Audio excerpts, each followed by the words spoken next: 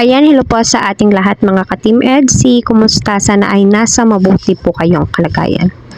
So, may ilan di po talaga maiiwasan na yung mga basher ay mag-comment ng mga ganito. So, alam naman po natin, sinabi po yan sa live ni Kalinga Prab na wala pong girlfriend itong si Edu. At hindi po nakailan itong si Kalingap Edu. 2 years ago pa lamang po kung isi-search nyo. Ika nga ni Kalingap Prab, hindi po niya isinasalang ang K-boys sa pagla-love team kapag may mga partner or girlfriend nga po ito.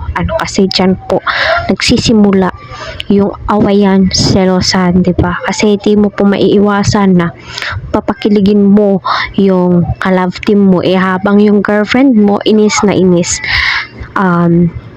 Sorry po ha, tita, ate, auntie, lola, kung ano po, o ilang taon na po kayo, in-erase ko na lamang yung pangalan nyo para hindi po kayo mabash.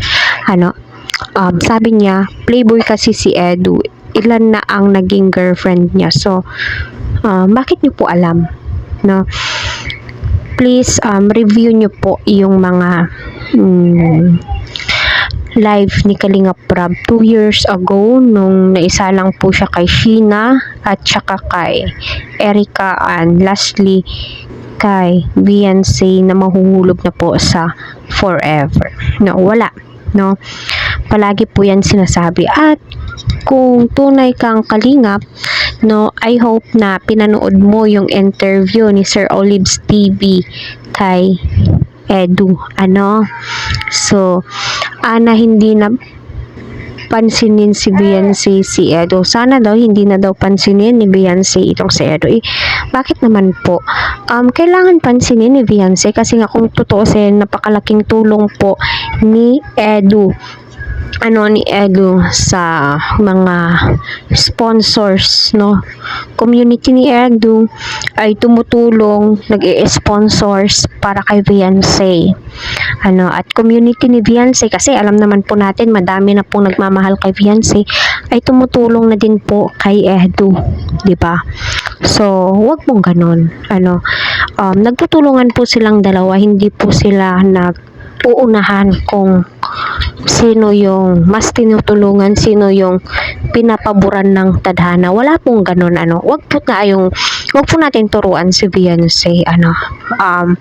Sa atin lang, kung ayaw po natin kay Beyonce at kay Edu, ika nga ni Kalinga Prab, pwede naman po natin mag-skip. Hahanap po tayo ng video na pasok sa ating panlasa, yung gusto nating suportahan. Hindi naman po kayo pinipilit ng Team EDSI at hindi naman po kayo pinipilit ng kahit sinong panuorin at imaraton ng EDSI.